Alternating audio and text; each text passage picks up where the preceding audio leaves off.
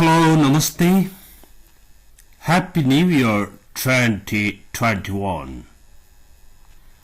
Cheers to health, happiness, and prosperity. May all of your dreams come true in 2021. Okay, now let's start today's lesson.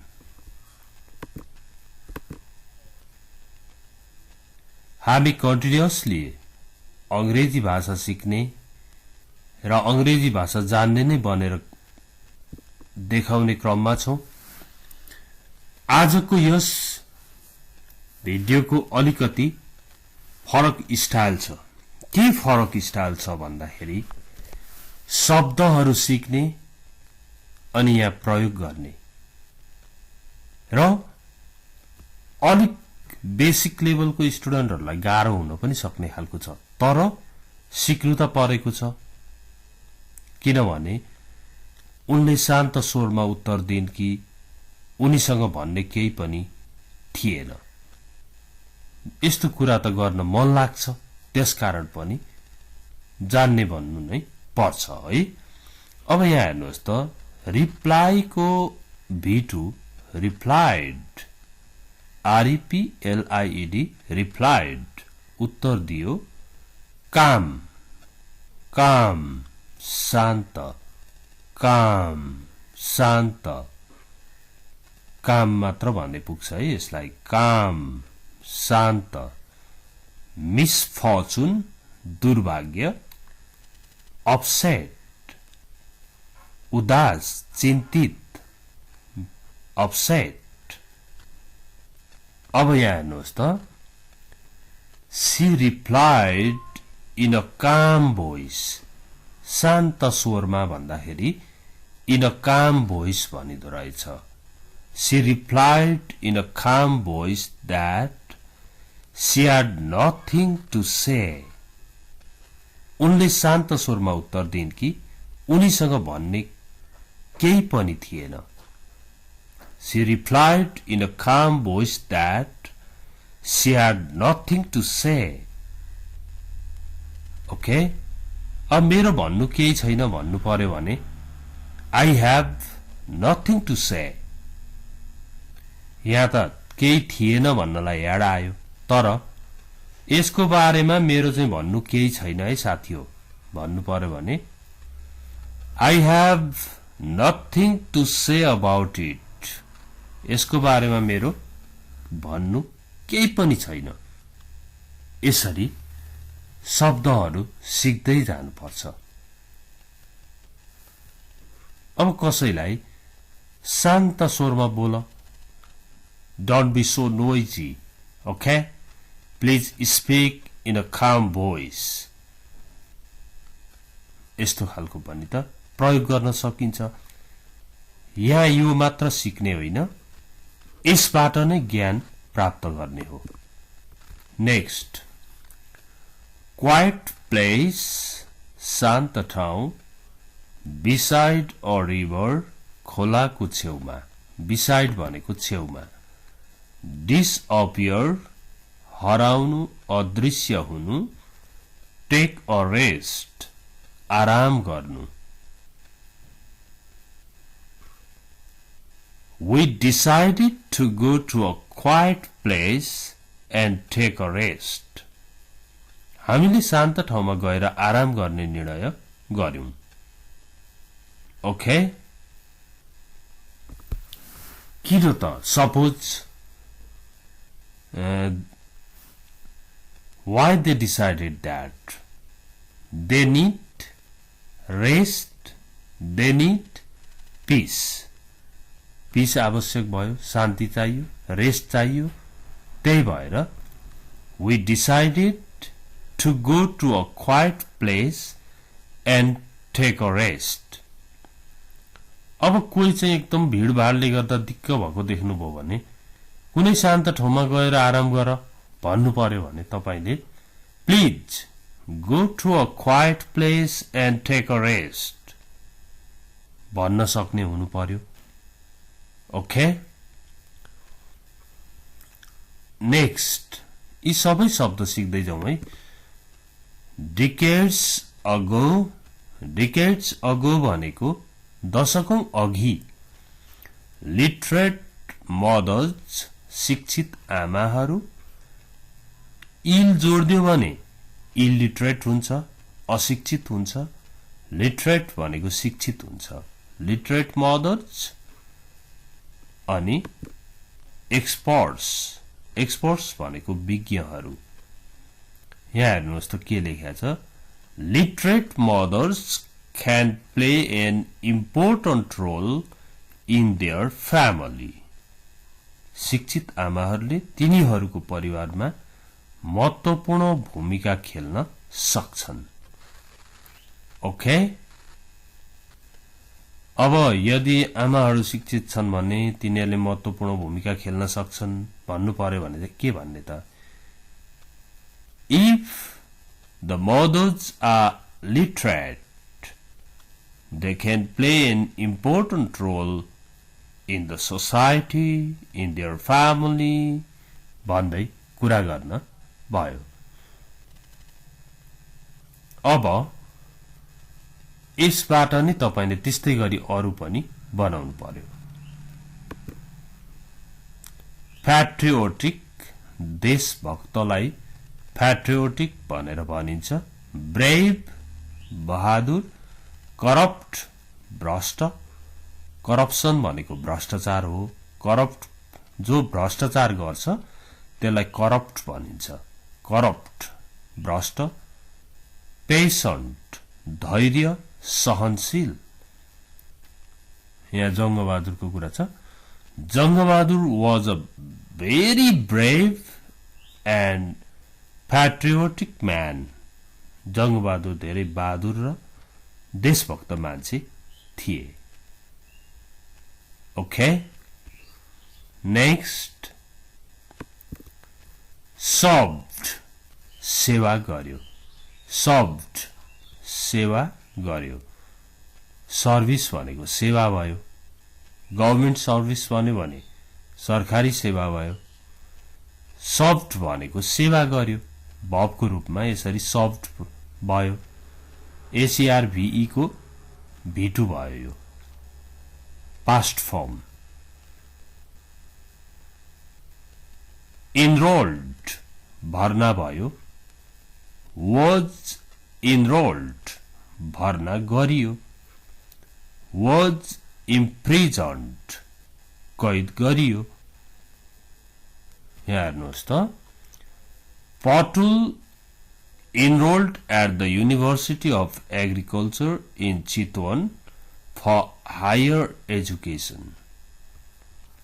पटुल उच्च शिक्षाको लागि कृषि विश्वविद्यालय चितवनमा भर्ना भयो पटुल enrolled at the University of Agriculture in Chitwan for higher education. बुझ्नु भयो त भर्ना भयो अब पटुललाई भर्ना गरियो भन्नु पर्यो भने चाहिँ पटुल was enrolled भन्नु पर्थ्यो ओके अब कसैले मलाई चाहिँ सेन्ट जोसेफ स्कुलमा भर्ना गरियो भन्दै आफ्नो हिस्ट्री बताइरहेको छ भने I was enrolled at St. Joseph School for the primary education for secondary education भन्दै मान्छेले आफ्नो हिस्ट्रीहरु बताउँछन् ओके नेक्स्ट माइग्रेटेड माइग्रेसन भनेको बसाई भयो भने माइग्रेटेड बसाई गयो बसाई सर्यो पब्लिश्ड प्रकाशित गर्यो प्रमिस्ड कसम खायो मोर देन डट भन्दा बढी मोर देन 100 भन्यो भने 100 भन्दा बढी मोर देन 1000 भन्यो भने 1000 भन्दा बढी यस्तो खालको बढी He published 3 novels and more than 200 stories. उसले 3 वटा उपन्यास तथा 200 भन्दा बढी कथाहरू प्रकाशित गर्यो. Okay? He was the writer. He published 3 novels and more than 200 stories. Okay? Next.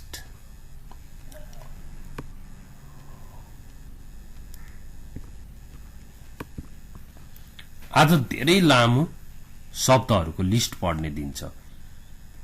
अत्यन्तै उपयोगी शब्दहरू छन्, वर्ड्सहरू. यिनीहरूलाई नोट डाउन गर्नुहोला. इमेजिन कल्पना गर्नु, इमेजिनेसन कल्पना, रिफ्युज्ड अस्वीकार गर्यो, डिनाइड भन्न खोजेको, डिनाइड भनेको पनि अस्वीकार गर्यो, रिफ्युज्ड भनेको पनि अस्वीकार गर्यो. सडनली अकस्मात रूपले, अकस्मात, सडनली. ओके, यहाँ हेर्नुहोस् त. Mister Sherpa suddenly refuse to join in the fun. Mister शेर्पाले अकस्मात रूपमा रमाइलोमा संलग्न हुन अस्वीकार गर्यो. पहिला ठिकै छ भनिरहेको थियो, भरे फेरि अस्वीकार गर्यो. Mister Sherpa suddenly refuse to join in the fun. Mister शेर्पाले अकस्मात रूपमा रमाइलोमा संलग्न हुन अस्वीकार गर्यो. Okay? Oh, now अब हेर्नु त, यो भन्दा 2वटा भिडियो अगाडि अपलोड भएको थियो नि. एउटा टेक अफ भन्ने जान्यो भने, टेक अफ भनेको लुगा कपडा खोल्नु पनि टेक अफ, अनि प्लेन उड्नु पनि टेक अफ. त्यस्तै गरेर टेक अफको 4-5 वटा मिनिङहरू. चाँडै प्रगति गर्नु, प्रगति गर्नुलाई पनि, प्रोग्रेस गर्नुलाई पनि टेक अफ. अनि अर्को कुनै ठाउँबाट स्वाट्ट भाग्नुलाई पनि टेक अफ भनेर पढेको थियो नि. त्यही टेक अफको भिटु टुक अफ भयो. टुक अफ भनेको खोल्यो, तर के खोल्यो? कपडाहरू खोल्यो भन्ने अर्थ लाग्छ. टाइड बाँध्यो, अराउन्ड वरिपरि, केम ब्याक फर्केर आयो, त्यही ठाउँमा फिर्केर आयो, फर्केर आयो. अब यहाँ हेर्नुहोस्. He took off his shirt and tied it around the wound to stop the flow of blood. He took off his shirt, shirt खोल्यो, tied it around the wound, घाउमा बाँध्यो. किन रहेछ? To stop the flow of blood, रगतको फ्लोलाई stop गर्नको लागि. उसले रगत बग्न रोक्नको लागि आफ्नो सर्ट खोलेर घाउको वरिपरि बाँध्यो. यो इंग्लिश, यो कम्प्लेक्स इंग्लिश, कम्प्लेक्स सेन्टेन्स, एउटै सेन्टेन्स हो यो. यस्तो पनि सिक्ने गर्नुपर्छ. Okay, next. गिभ अप त्याग्नु, छोड्दिनु. सर्भाइभ बाँच्नु. मेक सैक्रिफाइस बलिदान दिनु. मेक सैक्रिफाइस भनेको बलिदान दिनु. They made many sacrifices but never gave up the struggle for freedom. तिनीहरूले धेरै बलिदान गरे तर स्वतन्त्रताको लागि संघर्ष कहिल्यै त्यागेनन्. But never gave up the struggle for freedom. They made many sacrifices. धेरै बलिदानहरू गरे. But never gave up the struggle. त्यागेनन् क्या for freedom. स्वतन्त्रताको लागि. Okay. Next. Contribute. योगदान गर्नु, योगदान दिनु. Contribution. योगदान. योगदानलाई चाहिँ contribution भनिन्छ. Contribute भनेको चाहिँ योगदान गर्नु हुन्छ. जस्तो participate भनेको भाग लिनु, participation भनेको चाहिँ सहभागिता. त्यस्तै social works सामाजिक कार्यहरू, lots of धेरै. His great contribution changed the life standard of us. His great contribution उसको महान योगदानले changed the life standard of us. उहाँको महान योगदानले योगदान है यो योगदान भएछ योगदानले हाम्रो जीवन स्तर परिवर्तन गर्यो. His great contribution changed the life standard of us. Okay?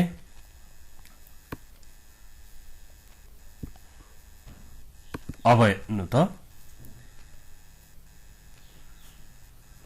scared डराएको scared shake काप्नु पनि भनिन्छ. stupidity मूर्खता. move भनेको चल्नु सर्नुलाई move गर्नु भनिन्छ. I was so scared that my hands were shaking and I couldn't move my feet. म यति डराएको थिएँ कि मेरा हातहरू कामिरहेका थिए र मैले मेरा खुट्टा सार्न पनि सकिन. खुट्टै चलेनन्. कहिलेकाहीँ यस्तो पनि त बोल्नुपर्छ. ऊ यति डराएको थियो कि उसका हात कामिरहेका थिए, उसले खुट्टा चलाउन पनि सकेन भन्नु पर्यो भने he was so scared that his hands were shaking and he couldn't move his feet. भन्न त सक्यो. Okay. Next. यो भइसक्यो. Cruelly. Cruelly भनेको निर्दयापूर्वक. Drag भनेको घिसार्नु. लेफ्ट ओभर भनेको छोडेको उब्रेको खानालाई पनि लेफ्ट ओभर भनिन्छ. छोडेको खाना हुन्छ नि लेफ्ट ओभर. इग्नोर्ड बेवास्ता गरिएको इग्नोर्ड. अब यहाँ हेर्नुहोस् त she gave me some leftovers ignored by the dog. उनले मलाई कुकुरले बेवास्ता गरेको कुकुरले पनि नखाएको खाना छोडेको खाना दिन्. She gave me some leftovers ignored by the dog. Okay? Next. Get irritated. दिक्क मान्नु. Get irritated. Get angry रिसाउनु. Get lost हराउनु. Get wet भिज्नु. Robin's stepmother began to get irritated with him. Robin की सौतेनी आमाले उसँग दिक्क मान्न सुरु गरिन्. Robin's stepmother began to get irritated with him. Robin की सौतेनी आमा उसँग दिक्क मान्न थालिन्. दिक्क मान्न सुरु गरिन्. तर जान्नु पर्ने गेट इरिटेटेड भन्दो रहेछ दिक्क मान्नु ओके इग्नोर्ड बेवास्ता गर्नु admired प्रशंसा गर्नु शक आघात पर्नु स्पीचलेस चुपचाप बोली बन्द He was speechless for a long time when he heard about the accident. दुर्घटनाको बारेमा सुन्दा ऊ धेरै बेरसम्म चुपचाप भयो अक्क न बक्क भयो बोल्नै सकेन He was speechless for a long time when he heard about the accident. जब उसले एक्सिडेन्ट को बारेमा सुन्यो नि ऊ स्पीचलेस भयो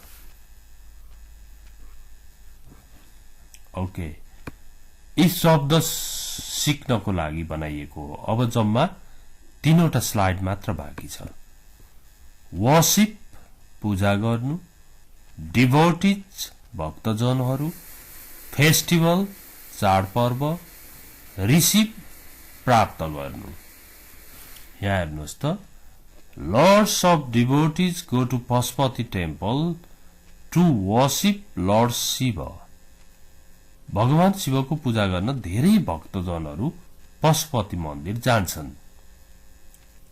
लर्ड्स अफ डिभोटिज भनेको भक्तजनहरू go to Pashupati temple to worship lord Shiva okay यहाँ शब्द सिकाउनको लागि नै यसरी ल्याइएको हो विप रुनु सुक सुक रुने कामलाई विप भन्छ खबर ढाक्नु छोप्नु सिक खोज्नु फेस भनेको अनुहार अब फेस भनेको फेस गर्नु पनि हुन्छ नि तर यहाँ चाहिँ अनुहार भन्ने मिनिङ छ यहाँ हेर्नुहोस् त she covered her face with both hands and wept. उनले दुवै हातले आफ्नो अनुहार छोपेर रोइन् okay next homework translate into English इंग्लिशमा ट्रान्सलेट गर्नुहोस् सरी ट्रान्सलेट इन्टु नेपाली रहेछ यो किनभने इंग्लिशमा दिएको रहेछ एकजनाले इंग्लिशलाई नेपालीमा लाने पनि सोधिदिनु न सर भनेको थियो यही भयो ल they pasted a notice on the gate यसको नेपाली के हुन्छ हजुरले कमेन्ट बक्समा लेख्नु होला okay please don't forget to share this video to your friends thanks for watching it see you next time Bye-bye.